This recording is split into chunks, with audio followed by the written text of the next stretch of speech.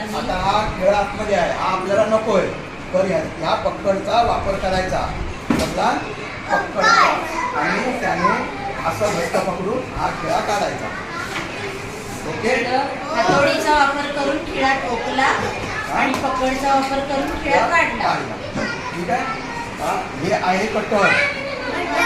याने सनमाइका कटिंग करायला ठीक आहे. ही सर्व आपल्याची माहिती आहे.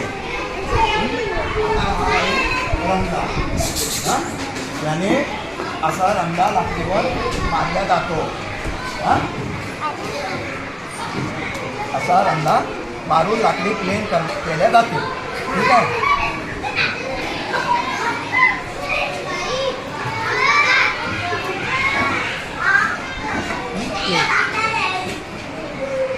ओके.